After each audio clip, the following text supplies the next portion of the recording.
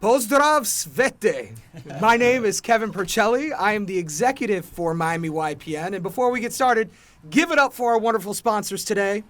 And with us, sponsoring this podcast, is David Friedman with Smarter Offers. David, tell us a little bit about what Smarter Offers can do. Thank you, Kevin. Great to be here. Smarter Offers is an end-to-end automation platform that automates the creation of buyer contracts. So it can be used by buyers' agents to save them time and give buyers basically a 24/7 response on the offers they want to make. And on our call today, it's also in multi-languages, so it goes really well with this topic today. Connect globally, thrive locally. It's an incredible title, Simo. Excellent job. Let's talk networking to start. Where would you recommend going to network and find global contacts? Well, that's a great question, Kevin. So we can do it actually locally. We are fortunate to be in Miami, and our board puts together a lot of global events. So we get to have a lot of delegations coming from all over the world. And I'm sure you guys are familiar with our Miami Global Congress that we have every November. So this is like a great opportunity to meet delegations from South America, from Europe, from Africa. So this year we had a couple of delegations from Africa and from the Middle East. And Dubai was our guest of honor. So we are fortunate to have this platform to connect with global partners without having to buy a flight or book a hotel, right? Yeah. So besides that, obviously you want to be active and go on global events. So as YPN Global, we've been to a couple of events so far. We've been to France, we've been to Dubai. So obviously we're going to talk about this later on during this broadcast. Very cool. And David, obviously you have a global product. Do you do anything differently to find people to use your services? We haven't yet. So as he mentioned, I'm involved with the Miami Association and over 100 different delegations that they're partners with. We will start to market with them quite a bit in the year to come, but not yet. Very exciting. Yeah, we have the FIAPSI World Congress coming up. Yep. That'll be your first opportunity. Yes, we'll be there. And I'm grateful to hear that you will be there. It's an incredible group. Does anybody else have any other ideas of where to network to find global contacts? Personally, I've kind of been doing it like the old-fashioned simple way. So what I do is on my Facebook, I don't know, it never fails. If I'll accept one friend in another country, it's just an open floodgate. Like, you now know everyone in that country. So if I want to reach someone in, say, Trinidad, I'll have that one friend, and then their friends of friends. I'm like, what are you doing? What are you doing? So that's really how I've been growing my global outreach, just social media in it. Quick question. Do you think the majority of those contacts are legit? Because I have a screening process. So here's tell us the screening process. So, this is good. Okay, this is going to sound crazy. But so in their pictures, if they don't have any pictures looking at the camera, it's a little suspect, That's a little suspect. Why are you not looking at the camera, right? So if all of their pictures are from like a week ago, okay, this is too new. You just found out about Facebook, So it's little things like that I'll look at. Like, do they have comments? Do they have friends of friends? Because I actually know people in Trinidad. So, things like that add up. If it's like all they post is like the same type of memes, you obviously want to look to see, is the page showing human like activity, So I guess that would be my advice, but don't listen to me. Yeah, be careful out there with those Facebook contacts. I've definitely gotten some sketch ones over. Yeah. The years. Be wary, but it works. Very cool. And Catherine, talk about your global networking experiences over in Dubai. Well, first of all, these conferences just open a whole other new world. You just have to, just like here at home. So just piggybacking on where we live in the most global epicenters ever. So then we went over to Dubai, and I just think it's like a bridge also. So it's another multicultural epicenter. But here, all you have to do is just go out, speak. Your backyard is global. You don't know who you're going to meet every single day. There's people from Argentina, there's people from Europe, there's people from Africa, there's people from South America. Yesterday I met somebody from India that's starting an import-export country, coincidentally, over in Colombia. So you never know who you're going to meet, from what country, and what connections they're going to have, that then you can start also building the relationships with. So it's just about talking to everyone around you at all moments. Yeah, that's true. That shows how global Miami is. You met someone from India who's doing import-export in Colombia. Yes. Incredible. You would be surprised. Honestly, that's the truest thing, because whatever there's something like the Fort Lauderdale boat show, anything like that, if you go to it, majority of the people there are not from here. Right. So just being outside and going to these like national level events where there's primo marketing or like, just upscale, like the tennis thing. that's where they are. So, yeah, pro tip to everybody. Hopefully this makes it out in time before the beginning of May. But the next chance for that will be at the Formula One. F1, yeah. Coming up at the Hard Rock. Simo, you were about to say something. I'm sorry. Go ahead. Yeah, well, I was just going to piggyback on what Katrin was mentioning, and this was about the whole project that we're working on with Dubai. So when we first put together this project under YPN Global, the goal was to give Miami the exposure it deserves. So Dubai is a platform to help our agents, our members, to find other markets that probably they're not familiar with in Asia, right? And Miami has been helping Dubai, obviously, to explore some markets in South America. So this is the intention that we had when we first launched YPN Global. Now, and this is something that I always share with our members. When you go on these events, be intentional about making connections, right? So have like a couple of projects that you want to sell, right? Take them with you, connect with these real estate professionals from all over the world, right? Collect their informations and stay in touch with them. And this is the most important thing. Following up is the most important thing after connecting. No, That's true. absolutely. And then just being conscious of every single person that you're speaking to, whether it's an investor, a local, or another real estate agent, because where a next sale comes from, it doesn't matter if it's from a specific buyer or if it's from a referral. A huge amount of business is done on a referral basis, and that's what you meet a lot in these conferences, are agents from other countries. And again, we live in a global epicenter where there's so many individuals from different countries buying second homes here, or even just uprooting themselves and moving over here. So it's important to have those relationships. Yes, Yeah. and you want to create those relationships when you travel. So it doesn't matter if you're traveling for fun or for business. You want to be intentional about building those relationships. How many times we travel to like Italy or France and we pass by like travel agencies, right? How many times we think about going inside and creating those connections, right? So that would be like a great thing to do. When you travel, even for fun, make some time to connect with real estate professionals at the destinations you visit. And see, that is why when I'm out, I always say, what's your Instagram? And I bring it back to social media because honestly, that's where I am. That's where I'm going to keep up with you at. So I'm more likely to follow up if we're on social media together than anything. It's not, I'll be like, hey, Dennis, how you been? It's nice. And our board is doing a great job, like giving Miami the exposure it deserves, right? But just by mentioning Miami, everybody wants to connect with you. So Absolutely. Yeah, take definitely. advantage, people. Take advantage. Honestly, that makes me think of what you were saying. So, because you were saying your software is bilingual, it's multilingual. Right. So, if I send you an offer in China, but I'm writing it in English, is it going to present to them in their native language? Is that what's going to happen? So the buyer's agent would write it and see the entire software in Chinese, and then it would show up as a formatted offer in English on the correct FAR form here in Florida. Well, that's something. We're not doing that Very yet. That's all interesting. right. That's cool. Okay. That's nice. Okay, so we've talked about conferences, but let's talk about actual global organizations now. What organizations would you recommend outside of Miami Realtors to connect with?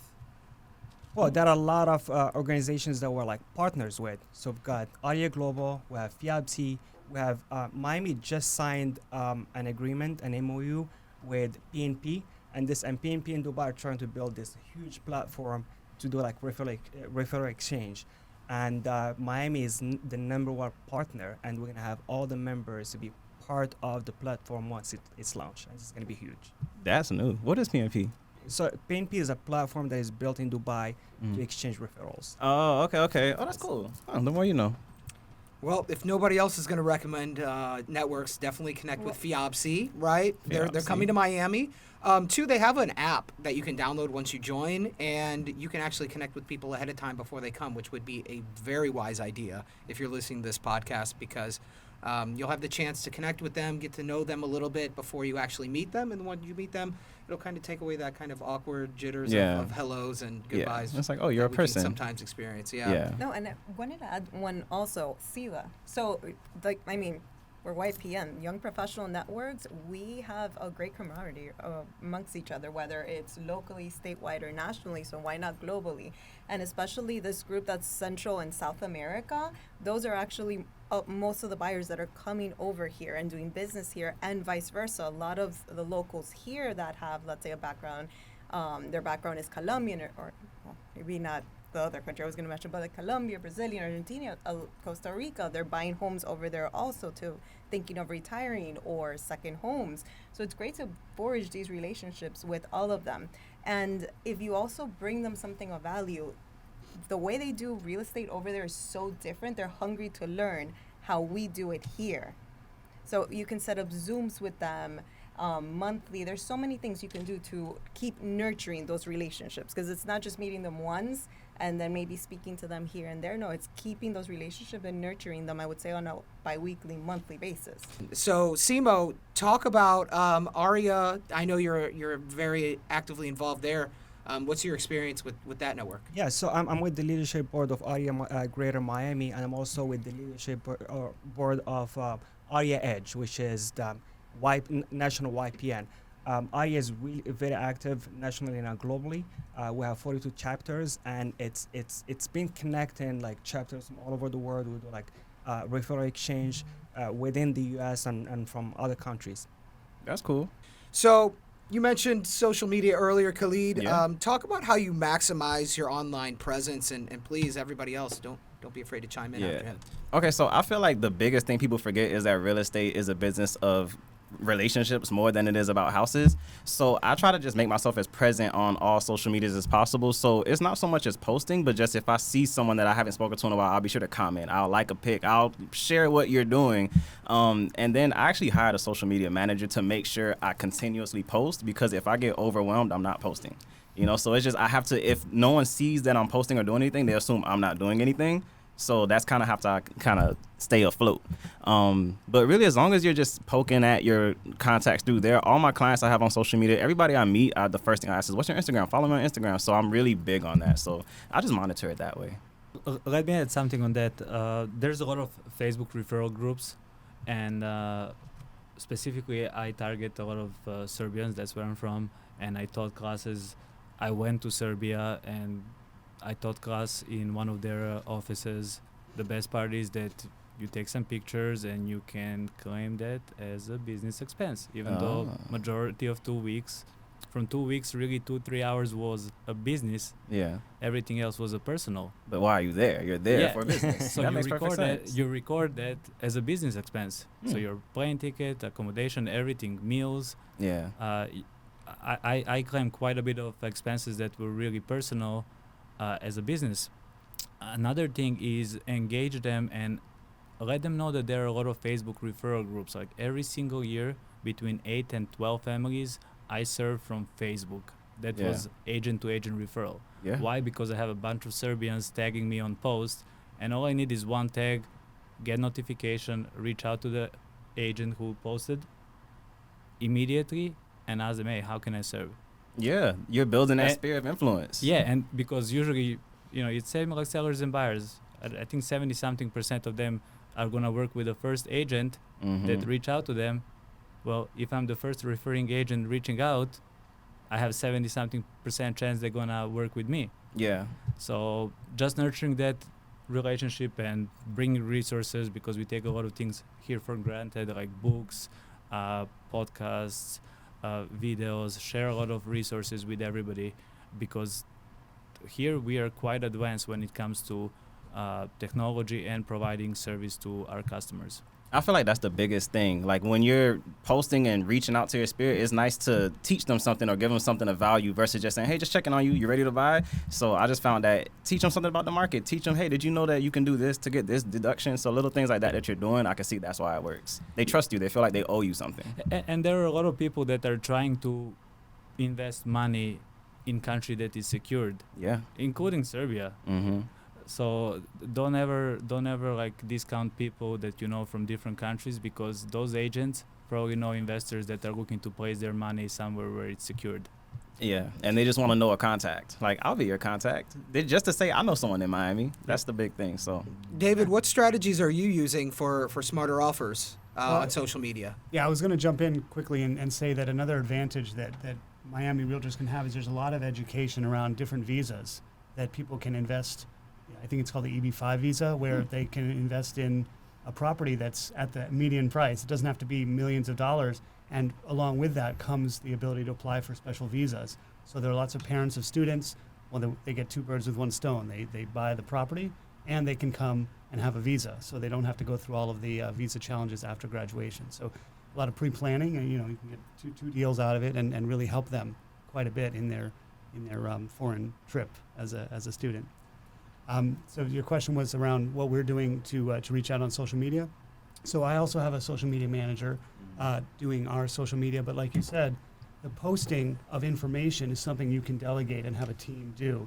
But that personal connection and solving people's problems, whether you're a realtor or you're building software, you really have to understand what their problem is. So we've talked to over 200 agents, and that's personal. That can't be handled by posting and getting interesting information off ChatGPT, right? It has to be, what is your specific situation, and tailor that and put that into the search for a property or building software for them. So we kind of do a mix of that as well. We do the mass stuff with our team, but individually we really have to do a sales solution discussion that's personal.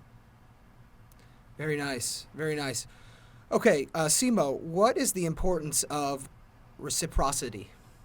Well, it's very important actually, because when you come across these referral partners, one of the most important things that you want to do is to make sure that you give them this option that you're going to send them clients as well, right? So you don't want to be that agent that always asks for referrals. You want to be that agent that looks for referral partners, right? So the first question you want to ask people when you come across them is, tell me about your market. Tell me about some products that I may sell to my clients or might attract investors.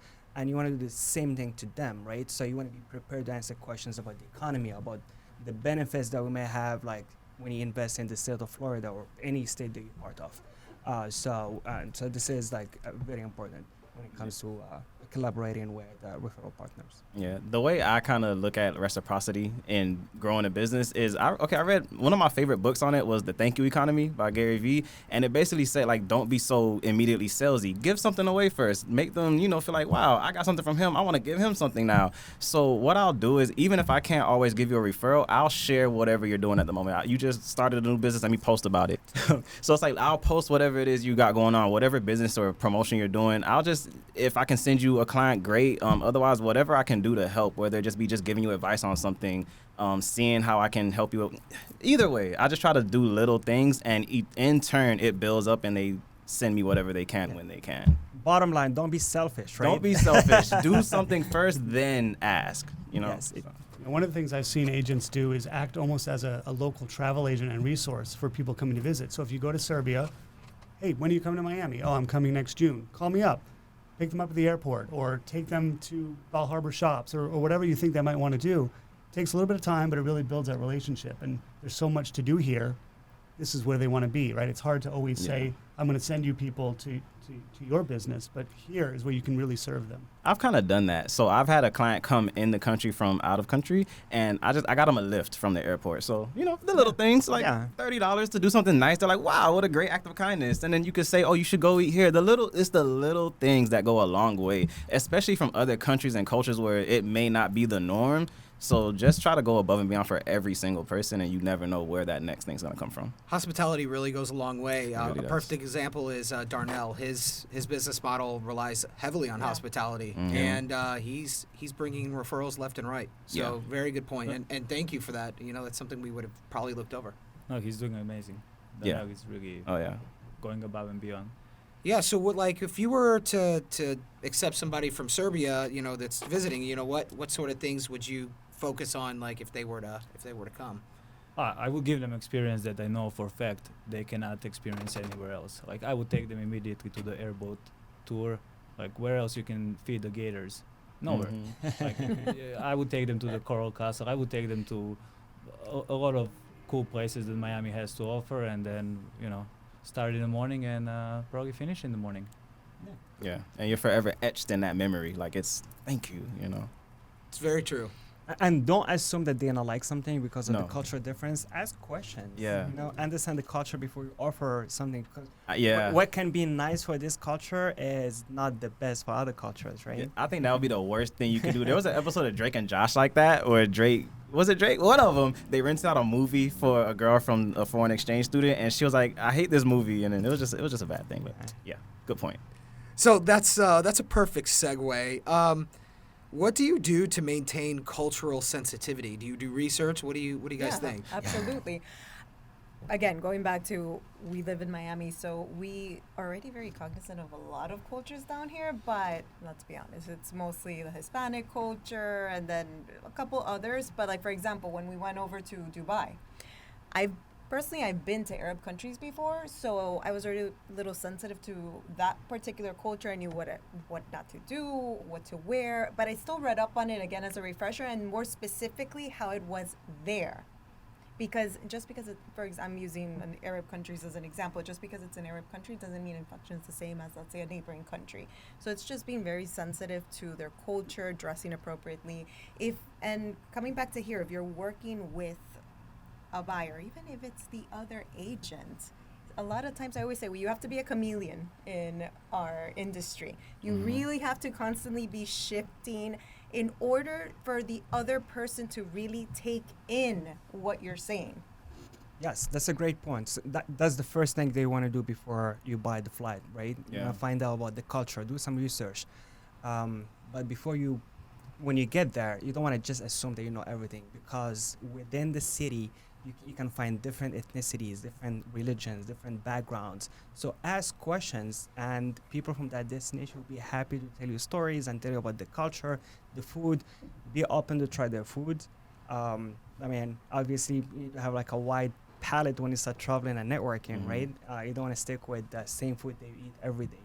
And one thing that I liked about our members and our leaders, before we went to Dubai, I was getting a lot of calls because I've been there a couple of times. So I got a lot of calls asking about what things to do, what things to avoid, things about the culture, which is amazing. So that gives you the impression that people understand how to network and how to build relationships. I remember I called you. Yes, you did. Because I mean, I've been to Arab countries before, and they're insanely conservative. Yes. So I'm like, am I overpacking, or is it a little bit more relaxed? I remember I was going through a bunch of questions with you. Yes.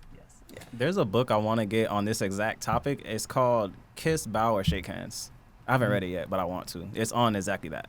Yeah, no, Deborah Boza Valador highly recommends that book. Oh, really? I think Oh, there's multiple books based off different cultures. And speaking of different cultures, this is a fun thing to do, I think, for this topic is let's all name one cultural no-no that you're not supposed to do, just so people that are watching know some of the basics.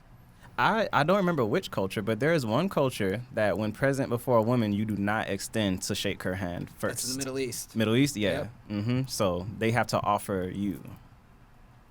I learned that. Yes, but then it depends also how religious they are, because I learned that over there, and then I went and I extended my hand to one of them, and he's like, no. We don't touch women here. It's a sign of respect. And I'm like, the one man I decided to That's why we need the book. We need the book. Kiss, bow, and shake hands. That's because I get it. You were like, okay, well, you're not gonna reach out. I should reach out. See, you need the book. Yeah. We should do like a series of like that book and then go through it. Smart. I think because a lot of us travel for fun. Like, I know I've been very blessed that I've been able to travel to a lot of different countries, and it's just take advantage and actually learn about the culture. Yeah, you see it firsthand. Yeah, because then it really helps you when you're here and you're interacting with somebody and you've been to that country. Then it also gives you a little bit of an in. Oh, I've been there. Yeah, it's something to talk about. Yeah. Oh, do you remember that restaurant? Yeah, I love that place. Yeah, that's my favorite. Like, yeah, I'm in there. I've been there. Well, that actually too, that applies to every destination that we visit. Don't talk politics, don't talk religion. Avoid these two subjects. You gotta be sensitive. neutral. Yes, correct. Yeah. So this is a no for every destination that you visit. Yeah. Honestly, I'm just like that normally. I'm just neutral. Yes. In every home I go to, doesn't matter where the sellers are from, I offer to immediately take off my shoes, because I know there are some cultures that that's like a huge sign of respect. That's how it is in my country. That's like normal thing. You don't want to bring in dirt from outside into someone's home. So that's what I have been doing, and a lot of people here are reacting very good on that, even though that's not their culture. I'm like, wow, that's so kind of you. No, I've been caught like that a couple of times. So I'll just go in the house like a regular show, and I'll start going up there, and they'll just start yelling at me, take off your shoes, take off your shoes. So I'm like, I feel so bad. So I'm going to start doing that as of today. That's actually probably the best tip we've gotten so far, considering you guys show houses for a living. Yeah. David, what you got?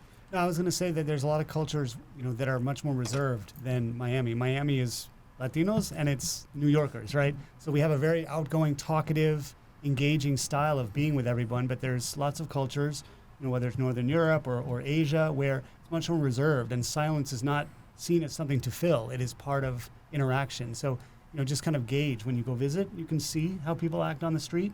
And then when you talk with them, if they're doing 10% of the talking, you should probably match them, right? Otherwise, you're doing all the talking and the interaction is not as good for them as you think it might be. So just kind of gauge the outgoingness and the reserved nature of the culture they're from. That's a really good point, and considering we do business and we all are pretty chatty Cathys, it might be good to be cognizant of that.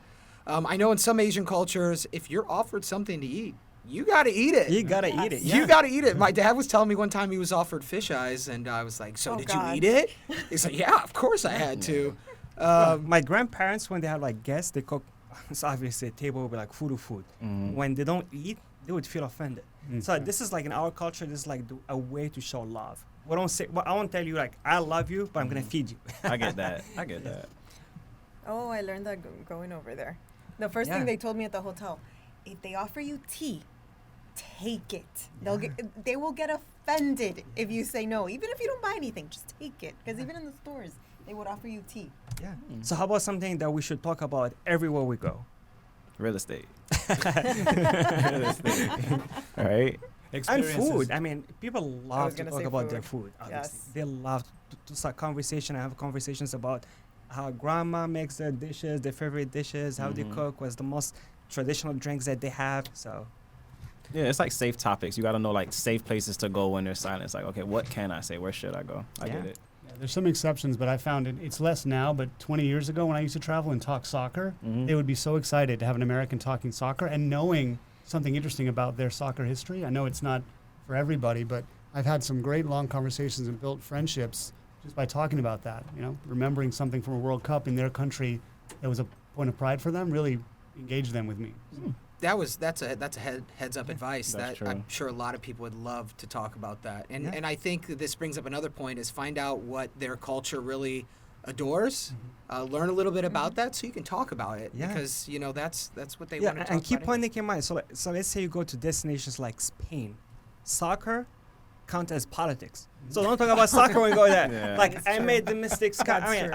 I'm a big fan of Real Madrid, right? So I The got club there. is dangerous. Oh Stick God! with the So- national teams. and yeah. I learned the hard way. Yes. I would never show support to any soccer team while being in Spain.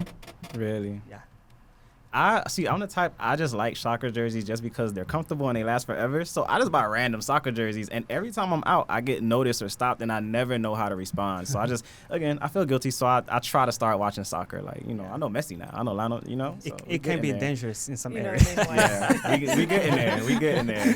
Yeah, look out for those hooligans for sure. Oh God! Yeah. Yes. Yeah, baby steps, one team at a time. Yeah. All right. Well, obviously, we're gonna have the opportunity to work with a lot of countries. Like we're gonna host the World Cup in Yeah. 3 years, right? Yes. How Another exciting is that? global opportunity. They're all Yeah. coming. Everyone's coming in from there, so it's little Yes. things like that. See, it's all Yes. full circle. Full circle. This is great. 3 years from now. Yeah, right. that's cool. So brush up, Khalid. Yeah, I'm getting there. I'm gonna be ready. know Good, your good. players. Yeah, I will. All right. So this is the final question, and what are your highest recommendations for cross-border referrals? Does anybody have any tips or advice? Well, so the most important thing is to create the relationship, so connect. While being there, I mean, we gave you the recipe, like how to connect with people, understand the culture, have conversations, talk about business, collect the contacts, right? Now, when you have those contacts, you need to use them, right? So you need to stay in touch with your referral partners. It has to be part of your CRM. Don't send them the same content that you send to your sellers and your buyers. It has to be different. Someone who lives in Paris or Dubai or Japan, they don't want to receive those like market updates about like a small neighborhood in Miami. Right. They want to get information about the global market. They want to get information about some of the challenges that we have in the state of Florida, but a lot of benefits that we have when you invest in Miami, right? So these are the informations you need to be very mindful with the content that you send. Don't give them a reason to unsubscribe from your, That's valid. newsletter. Yes. That's valid. Yeah. The second thing is social media. Social media counts as CRM as well now. So this is like a perfect way to stay in touch with referral partners. Follow them, make comments about the content they share, right? And then obviously they're gonna do the same. I'll double down on that. If you see content they know or that they will appreciate, Send it to Share them. it. Yeah, I love Yes. doing that. I love doing that. And who yeah. knows what sort of conversations and interests that you can spark that It's way a conversation starter. Yeah. Yes. That, and also I would say start with your own culture. Most of us are from, even if we were born here, our parents are from other countries, still have family in other countries.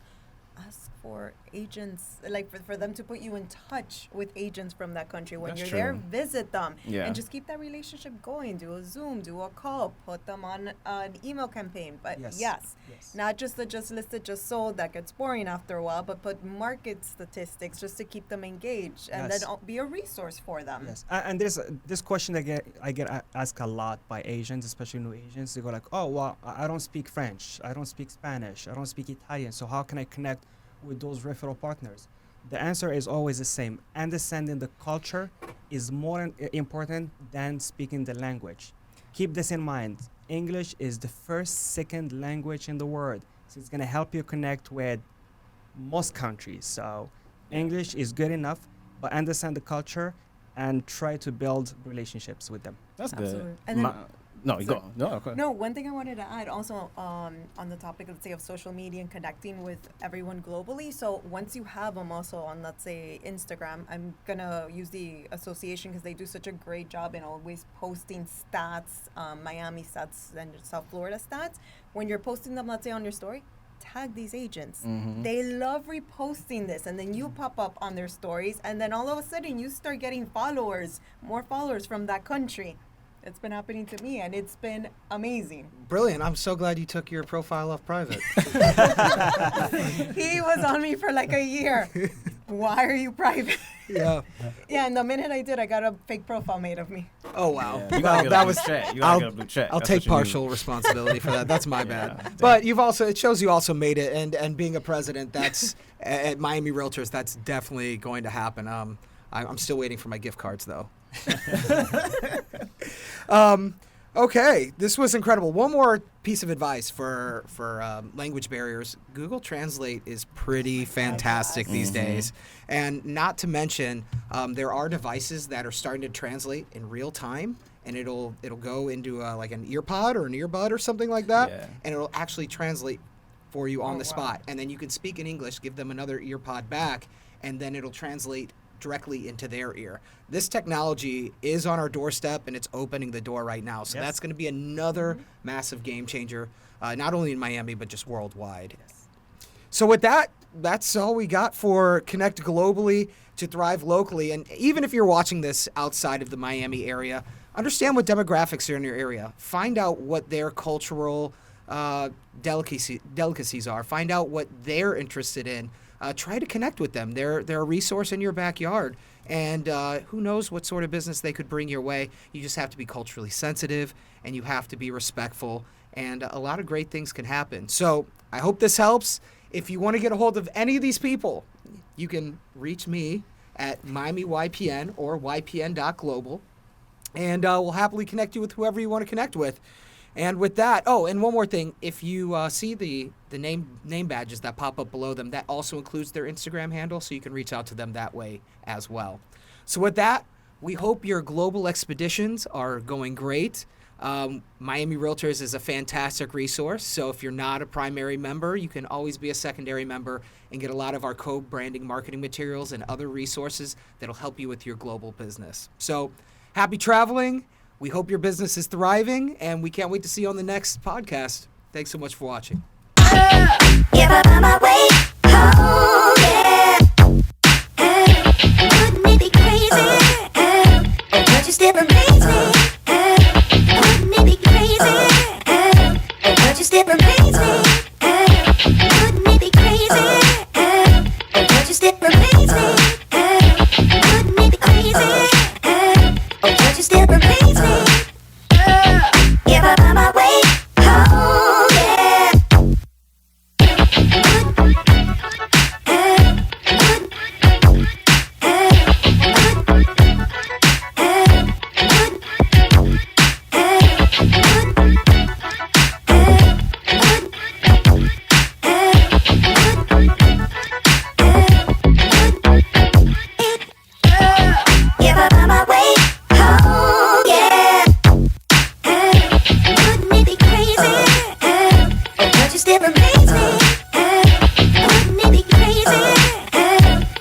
still amaze me?